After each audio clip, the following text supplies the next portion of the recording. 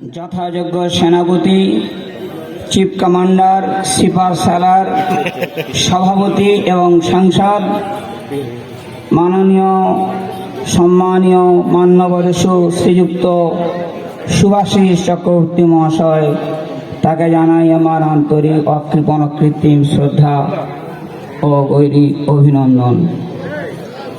অতঃপর শ্রেণীগতভাবে এই সভা মঞ্চে যারা আসন অলঙ্কৃত করে আছেন সবাইকে জানাই যথাযোগ্য শ্রদ্ধা ও শুভেচ্ছা। আমার সামনে তৃণমূল কংগ্রেসের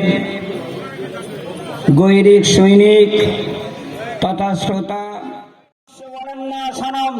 আন্তর্জাতিক খ্যাতির সম্পন্ন নেত্রী, তিনি আমাদেরকে ভালোবেসে এই পশ্চিম বাংলার মধ্যে সবচেয়ে ভালো জেলা হলো দক্ষিণ 24 পরগনা। রাজনীতির আকাশে উজ্জ্বল নক্ষত্র দক্ষিণ 24 পরগনা।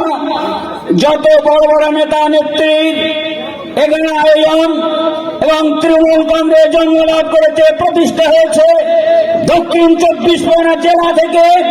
আর সেই জেলার মাথায় বসিয়ে দিয়েছেন আমাদের সকলের নেতা, নির্বাচিত নির্ধারিত মমতা ব্যানার্জি নয়নের মণি শুভাশিস চক্রবর্তী মহাশয়। এক বৃন্দে দুইটি কুসুম, হিন্দু মুসলমান, মুসলিম তার নয়নমণি, হিন্দু তার প্রাণ, সত্য সেলুকাস, টিভি চিত্রে এই দেশ, নানা ভাষা, নানা মত, নানা পরিধান, বিবিধের মাঝে দেখো মিলন মহান। আমরা হিন্দু মুসলমান এক নৌকা যাত্রী, হিন্দু মুসলমান এক হয়ে ঐক্যবদ্ধভাবে আমাদের নেতা নেতৃত্বে আপসীন সংগ্রাম করে আশা করি পৌরসভা নির্বাচনে প্রত্যেকটা প্রার্থীকে বিপুল ভোটে আমরা জয়যুক্ত করব।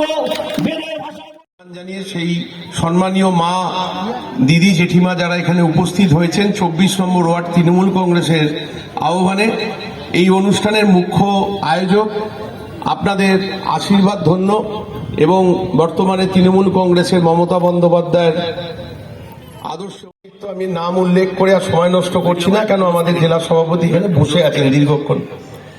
মঞ্চে উপস্থিত আছেন আজকের অনুষ্ঠানের প্রধান অতিথি এবং দক্ষিণ 24 পরগনা জেলা তৃণমূল কংগ্রেসের সম্মানীয় সভাপতি, রাজ্যসভার সাংসদ, বিশিষ্ট আইনজীবী এবং দীর্ঘদিন মমতা বন্দ্যোপাধ্যায়ের নির্বাচনী মুখ্য এজেন্ট সহ একাধিক সম্মানে একাধিক রাজনৈতিক দায়িত্বপ্রাপ্ত। তার ক্ষেত্রে বলার ক্ষেত্রে আজকে বলে শেষ করা যাবে না। তার দীর্ঘ রাজনৈতিক জীবনের বিভিন্ন ক্ষেত্র, বিভিন্ন ধারায় দক্ষিণ 24 পরগনা জেলার জাতীয়তাবাদী আন্দোলনে অতিবাহিত হয়েছে। তাকে আমরা সকলে একবার জোরে করতালি দিয়ে অভিবাদন জানাব। আমাদের মধ্যে উপস্থিত আছেন দক্ষিণ 24 পরগনা জেলা তৃণমূল কংগ্রেস সংখ্যালঘু সেলের সম্মানীয় সভাপতি জনাব আবুল কাসেম রসুলি সাহেব, অত্যন্ত সুবক্তা এবং এক সময় জেলা পরিষদের সদস্য ছিলেন উনি। উপস্থিত আছেন রাজপুর সোনারপুর টাউন তৃণমূল কংগ্রেসের সম্মানীয় সভাপতি এবং দীর্ঘদিনের লড়াকু সেনাপতি সম্মানীয় রঞ্জিত রায়। উপস্থিত আছেন রাজপুর সোনারপুর পৌরসভার বোর্ড অব অ্যাডমিনিস্ট্রেটরের অন্যতম সদস্য, শিক্ষিকা, প্রাক্তন পৌরমাতা কৈলি ঘোষ মহোদয়। উপস্থিত আছেন পৌরমাতা অতসী পাল, পৌরমাতা কবিতা ঘোষ। উপস্থিত আছেন পৌরপিতা প্রাক্তন গোপীনাথ দাস, প্রাক্তন পৌরপিতা বিশ্বজিৎ বিশ্বাস। উপস্থিত আছেন সোনারপুর দক্ষিণ বিধানসভা তৃণমূল যুব কংগ্রেসের সম্মানীয় সভাপতি অনির্বাণ দাশগুপ্ত।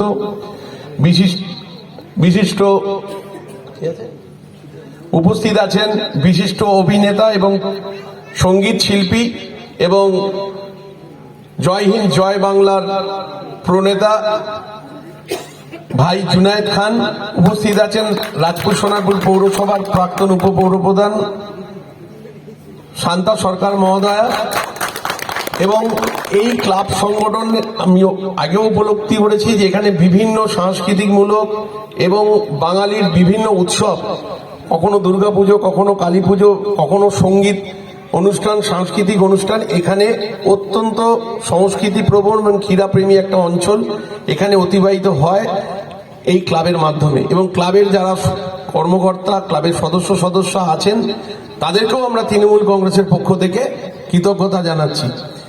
এবং এই অনুষ্ঠানের সামনে শহীদ স্মরণে যে একটি নামাঙ্কিত বোর্ড রাখা আছে, আমরা যদি আজকে তাদের নাম উল্লেখ না করি তাহলে মনে হয় আমরা অত্যন্ত ভুল পথে পরিচালিত হব। আপনারা জানেন অত্যন্ত একটি কঠিন সময়, দোদণ্ড প্রতাপ সিপিএম এর পৌর বোর্ডের সময়, সিপিএম এর শাসনের সময় এই ওয়ার্ড থেকেই একসময় মমতা বন্দ্যোপাধ্যায় অত্যন্ত দীর্ঘদিনের সৈনিক এই অঞ্চলের প্রয়াত নিহার দে এখান থেকে জনপ্রতিনিধিত্ব করেছিলেন আপনাদের আশীর্বাদ দুয়ার মধ্যে দিয়ে। কিন্তু পরবর্তী সময়ে এটা আমাদেরই ভুল, কেন সংগঠনের মধ্যে আমরা রয়েছি। একজন প্রাক্তন পৌরপিতা ছিলেন, দীর্ঘদিন রাজপুর টাউন, সোনারপুর দক্ষিণ, তখন এটা নেতাজি ব্লক ছিল, গড়িয়ার মধ্যে অন্তর্ভুক্ত। শচীনবাবু এখানকার সংগঠন দেখতেন এবং পরবর্তী সময় বিধানসভার ক্ষেত্রে এটা বিষ্ণুপুর পূর্বের মধ্যে ছিল, এই 24 নম্বর ওয়ার্ড, 23 নম্বর ওয়ার্ড, পোলঘাট, লাঙ্গলবেড়িয়া। সুপল সর্দার, সুপলদা এখানে আসতেন সংগঠন দেখতে। তো সেই একটি স্মরণ সভাও নিহারদের জন্য রাজপুর টাউনের পক্ষ থেকে আমরা সংগঠিত করতে পারিনি। এটা আমাদের ব্যর্থতা, এটা হাততালি দেওয়ার জন্য নয়, এটা আমাদের ব্যর্থতা, এটা আমাদের সংশোধিত হতে হবে। বন্দে মাতরম। আজকে এই মহতী অনুষ্ঠানে উপস্থিত আছেন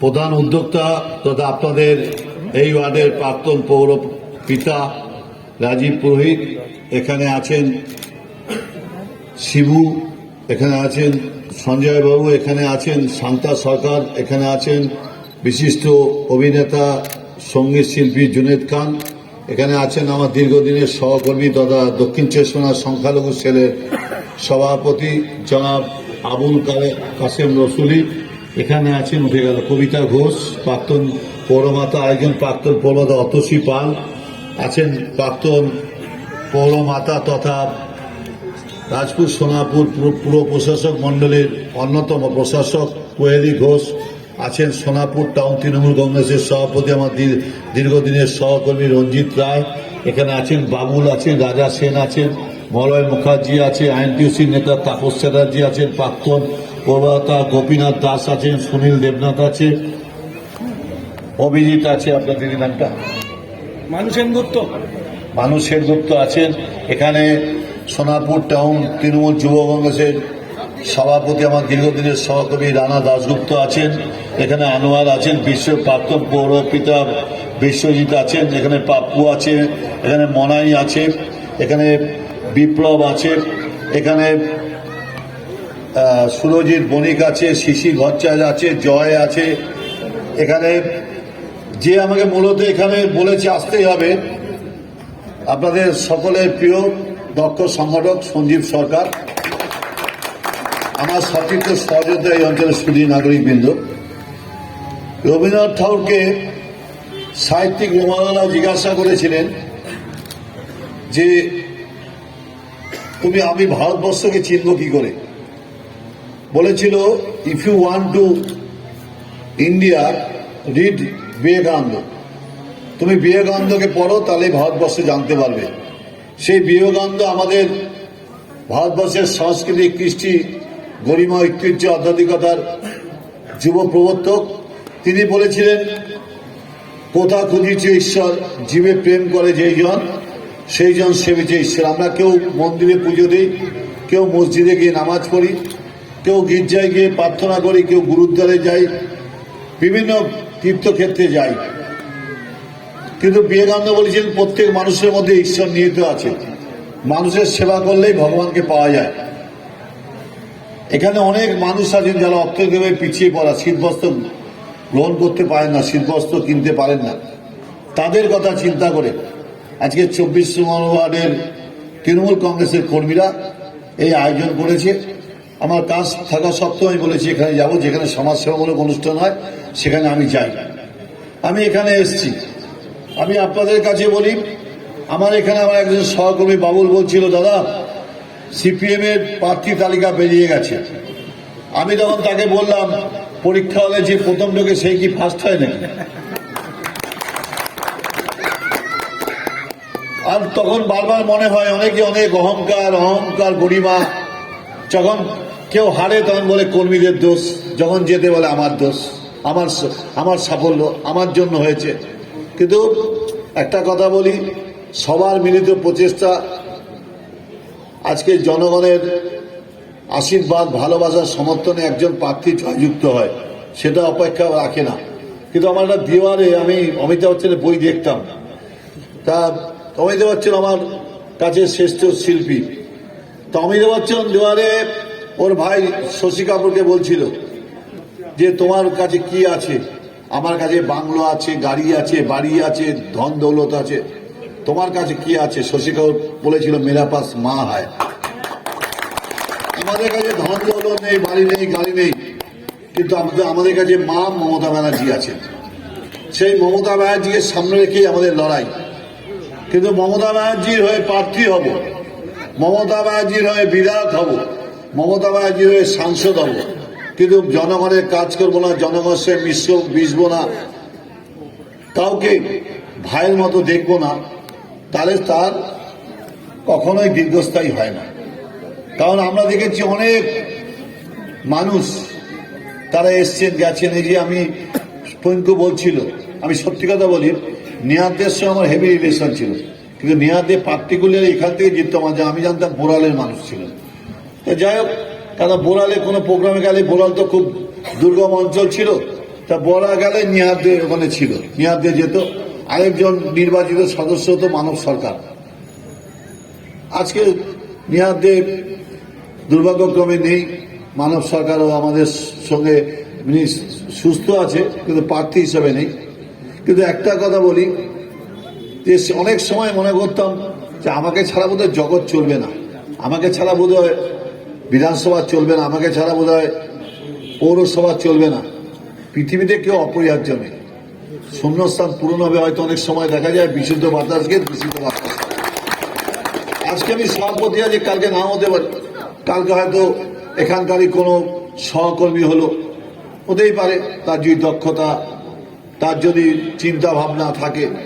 কিন্তু একটা কথা বলি, যে অনেক মানুষ আসে, অনেক মানুষ যায়, কিন্তু মানুষের বিভেদ কোথায় জানেন? মানুষের পার্থক্য কোথায়? শীত দ্বারায়, মেরুদণ্ড যদি আমি বেঁকিয়ে ফেলি, আমি আর মানুষ বলে নিজেকে চিন্তা করতে পারবো না।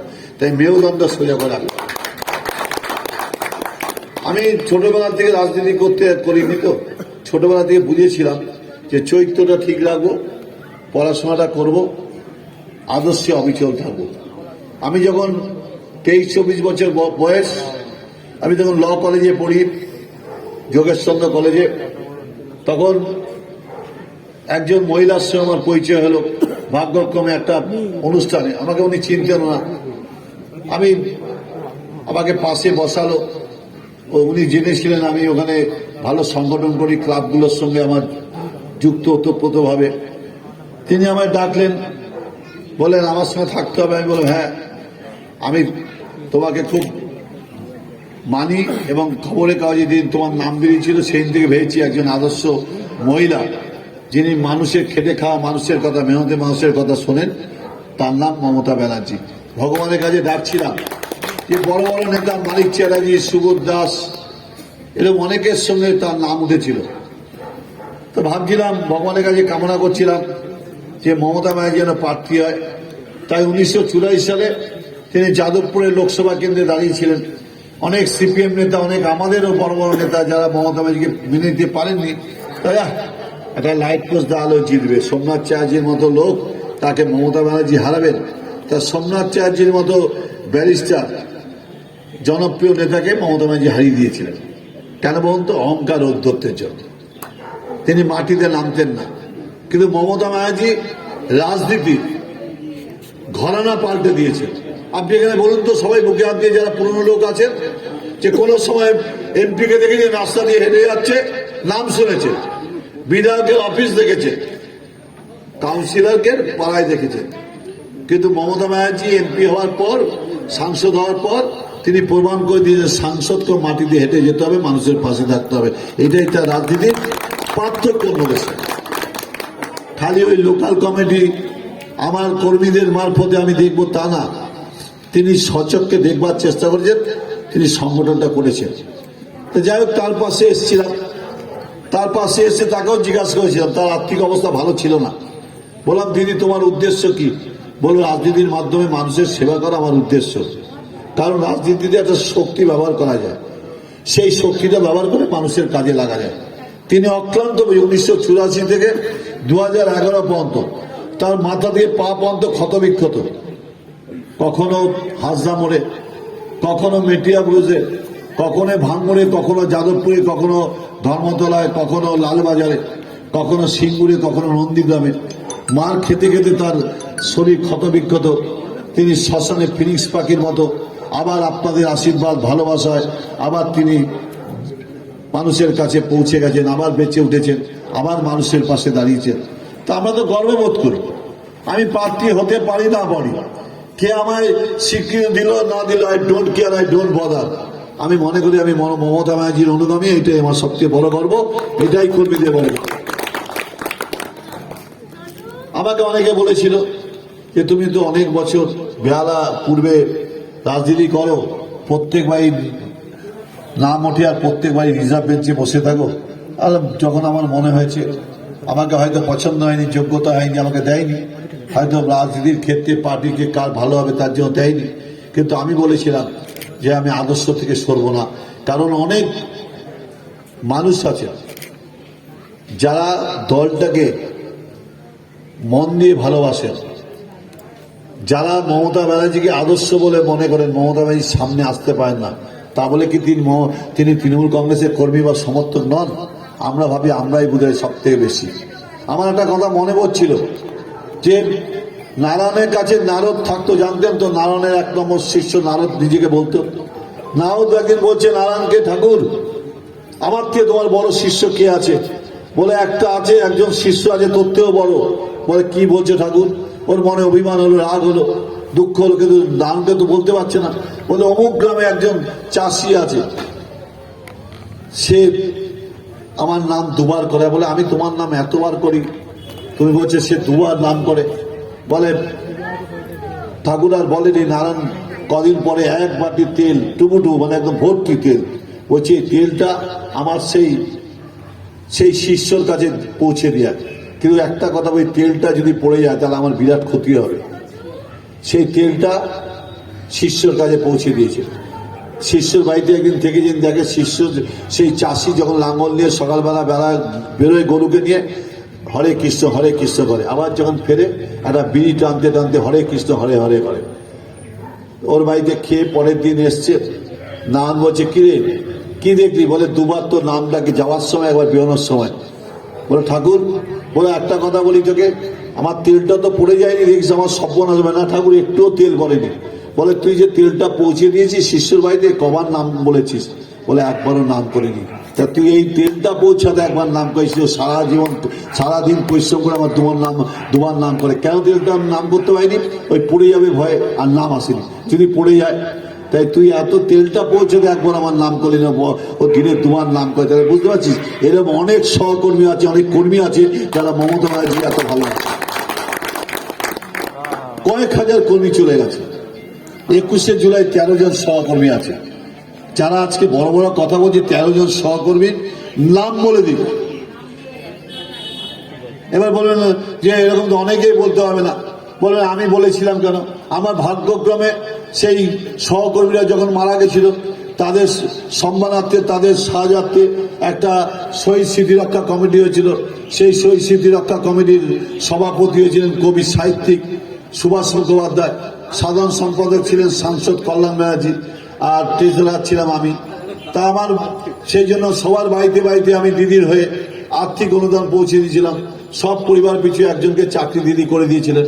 সেই যদি নাম বলি তাহলে বলবো, আমি যেখানে থাকি হরিদেবপুরে দিলীপ দাস, সোনাপুরের ডি গ্রামের রতন মণ্ডল, যাদবপুরের মুকুন্দপুরের শ্রীকান্ত শর্মা, কসবার প্রদীপ রায়, বিজয়গড়ের কল্যাণ ব্যানার্জি, কাঁচরাপাড়ার কেশব বৈরাগী, দমদমের বন্দন দাস, বিশ্বনাথ রায়, পাতিপুকুরের মুরালী চক্রবর্তী, বনগাঁর রঞ্জিত দাস, হুগলির অসীম দাস, মেদিনীপুরে মোহাম্মদ খালেক, আরেকজন আইডেন্টিফাই হতে পারেনি ইনু।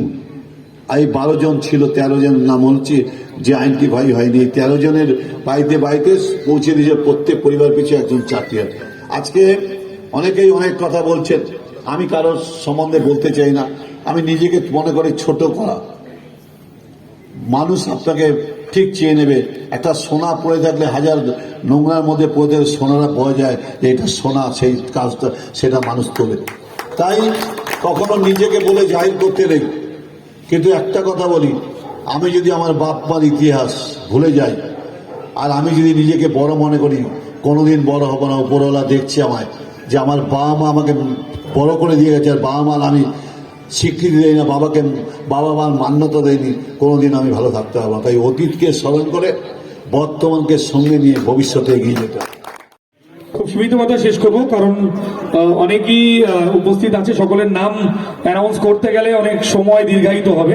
তো একটাই কথা বলবো, এখানে প্রথম চৌহাটা ছাত্র সংঘ ক্লাব আপনার যে এই উদ্যোগটা নিয়েছে, শীতবস্ত্র আমি উপহার বলি।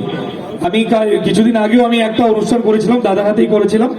তো আমি শীতবস্ত্র উপহার দিয়েছিলাম, মানে এবং এইখানেও কোনো একটা জিনিস মেনশন হয়নি, তো এটাকে আমি উপহার হিসেবেই নেব। কারণ কোনো না কোনো ভাবে যে মানুষগুলোর আপনার দৈনন্দিন জীবনে যে প্রয়োজন সেটা আপনারা মেটাচ্ছেন, সেটা কিন্তু তাদেরকে দরিদ্র ভেবে নয়, নিজের আপনজন ভেবে। তাই এটাকে উপহার বলে আমি আজকে এখানে মেনশন করলাম। এবং এখানে যার আমন্ত্রণ, এখানে আসা দাদা যার আমন্ত্রণে এসছেন এবং আমি যার আমন্ত্রণে এসেছি, আপনাদের রাজপুর সোনারপুর এর ভূমিপুত্র পিঙ্কুদা, তার জন্য একটা জোরে হাততালি হবে। উপস্থিত আছে এখানে আরো অনেক বিশিষ্ট মানুষেরা, কৈলিদি আছেন, সাদ্দাজি আছেন, সহ মানুষরা রয়েছেন, আরো তাপস চ্যাটার্জি মহাশয় রয়েছেন, ওনার নাম প্রচুর শুনি আমি এখানে। তো সবাই আজকে একই মঞ্চে আছে, আরো অনেকেই আছেন বিশিষ্ট জনেরা, তাদের সকলের নাম আমি নিতে পারছি না, তাই ক্ষমা প্রার্থী আমি। একটা কথা বলবো, যেহেতু গতকালকে সিপিএম এর প্রার্থী তালিকা ঘোষণা হয়েছে, তাই তো?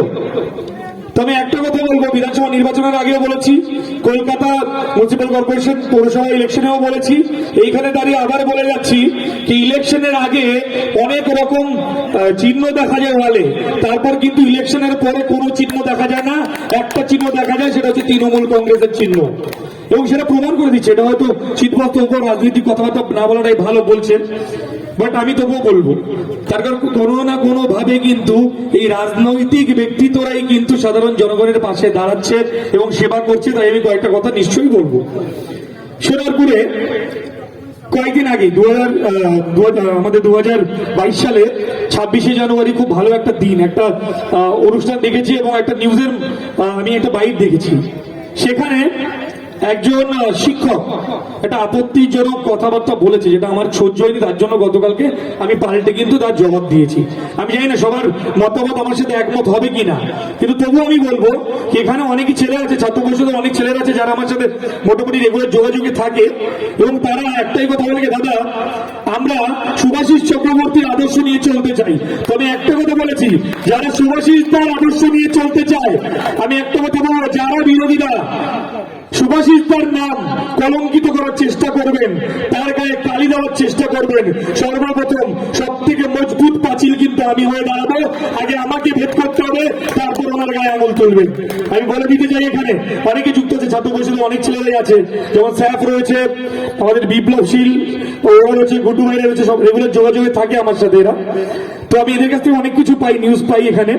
তো একটা কথা বলবো যে দক্ষিণ 24 পরগনার আমার মনে হয় কে সুভাষিসদার বিকল্প কেউ ছিল না আর থাকবেও না। আর একজন শিক্ষক এমন একটা মন্তব্য করেছে, আমি তাকে সাজেশন দিয়ে যাচ্ছি যে দক্ষিণ 24 পরগনায় আমার মনে হয় সুভাষিসদার থেকে ভালো কোনো শিক্ষক নেই।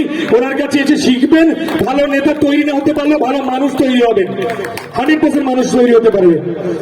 এবং আরেকটা জিনিস খুব শুনতে খারাপ লাগে, যেহেতু আমি দাদার অনেক বড় ভক্ত, আমি বলতেই পারি যে শিরায় শিরায় রক্ত, আমি সুভাষিস চক্রবর্তীর ভক্ত, গর্বের সাথে বলতে পারি, এটা এর বলবো। তো আমি ওনাকে যেরকম ভালোবাসি, ওনাকে নিয়ে সবসময় কথা বলে অনেকে হয়তো ভাবে বা বলেও যে আমি নাকি তেল মারি, অনেকে বলে, ইন্ডিয়াকে অনেককেই বলে তেল মারা। আমি একটা কথা বলবো, এই আজকে এই এতদিন পর 2021-এ আমরা তৃণমূল কংগ্রেসকে জয়যুক্ত করে 2022-এ দাঁড়িয়ে এখন সর্ষে তেলের দাম কত ভাই? 180। আর রিফাইন তেলের দাম কত? 150। এখন কিন্তু মানুষ তেল দিয়ে একটা ডিম ভাজার সাহস করতে পারছে না। অনেকে বলছে নাকি আমরা নাকি তেল মারি। ভাই একটা কথা বলবো, আপনারা যখন চিৎকার করে বলেন যে আমাকে এই পাঠিয়েছে, ওই পাঠিয়েছে, হ্যান পাঠিয়েছে, ত্যান পাঠিয়েছে, তো আমাকে বলবেন দয়া করে আপনারা কোন কোম্পানির তেল মারছেন? যে আপনারা তেল মারলে তেল মারা নয়, আমরা তেল মারলে তেল মারা। তো একটা কথা আমি গর্বের সাথে বলি, শুভাশিস চক্রবর্তী আমার জন্য এত মূল্যবান, আমার নিজের যদি রক্ত বিক্রি করে হয় আমি তাকে তেল মারবো না, আমি বাটার মারবো। কারণ ক্ষমতা থেকে আজকে দেখিয়ে দেবেন আগে। আর বেশি বক্তব্য দীর্ঘায়িত করবো না, ছোট করে একটাই কথা হলো, আমার গানই তো আন্দোলন, গানই তো জয়। তো আমি আমার দাদার আশীর্বাদ নিয়ে আমি গান থেকে শুরু করছি। আমার প্রথম পছন্দের গান জাগরে জাগরে, আবার জাগরে জাগরে। আর আরো লোককে জাগাতে হবে, হবে জাগাতে হবে, তাই তো? তাহলে এখানে দাঁড়িয়ে আপনাদের ভূমিপুত্র পিঙ্কুদা সামনে থেকে আমাকে দেখছে। পিঙ্কুদা আপনার হয়ে আমি লোককে জাগাচ্ছি তাহলে শুভাশিস দার নেতৃত্বে। ধন্যবাদ। জাগরে জাগরে প্লে করবে সবাই হাত তুলে চলে।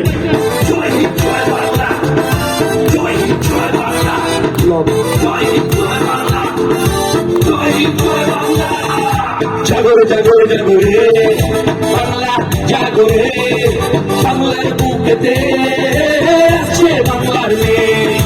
জাগরে জাগরে জাগরে বাংলা, জাগরে বাংলার বুকেতে আবার আসছে বাংলার মেয়ে।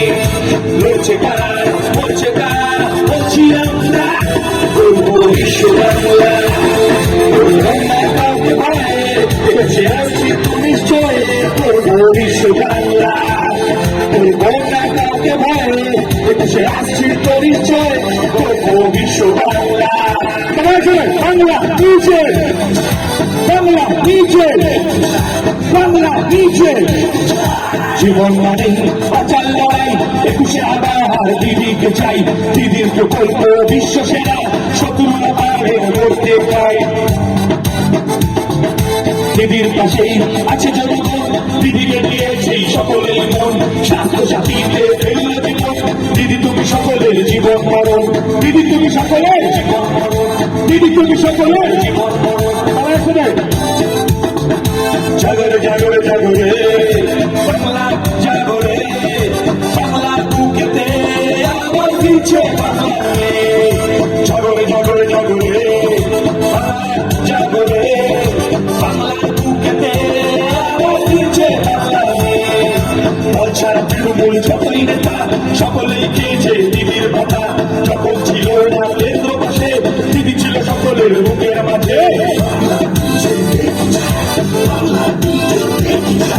ঘরে থেকে দুর্নীতি করে যারা, পিঠ বাঁচিয়ে তারা পালা পালা। দিদির উন্নয়ন আছে সাথে, দিদি আছে সকলের বুকের মাঝে। দিদি আছে সকলের, দিদি আছে সকলের। 5 কেজি ডাল চাল আটার রুটি খেয়ে করে সকলেই দিদির ক্ষতি। চলছে বাবের পরে সন্তান যারা, তাদের হিসেবে নেবে রাজি তারা। বাংলায় আছে আমাদের বাকি, পরিবারে যারা কাউকে ছাড়নি। দিদি তো আসছে, জনগণ আসছে, বেমান করবে দিদিদের ছাড়া। কারণ কারণ কারণ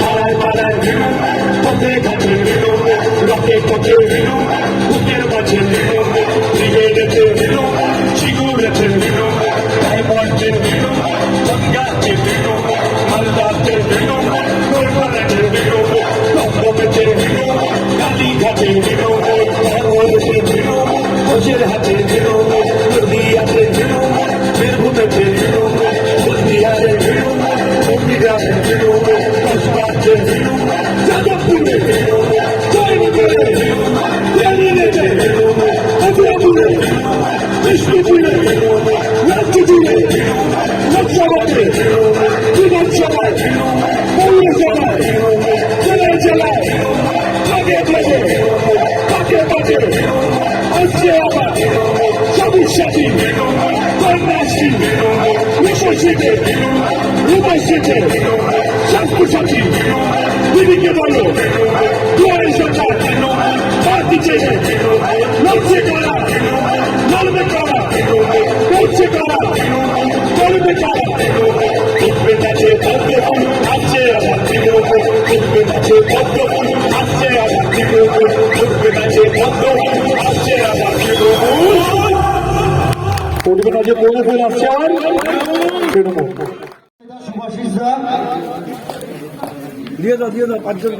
শীতবস্ত্র প্রদান করছেন। ধন্যবাদ সুভাষিস দাকে।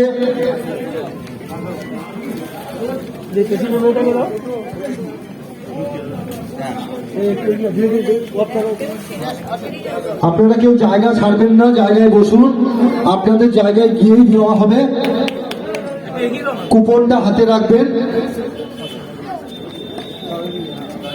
দক্ষিণ 24 পরগনা জেলা তৃণমূল কংগ্রেসের সভাপতি, লড়াকু নেতা তথা রাজ্যসভার সাংসদ, আইনজীবী মাননীয় সুভাষিস চক্রবর্তী।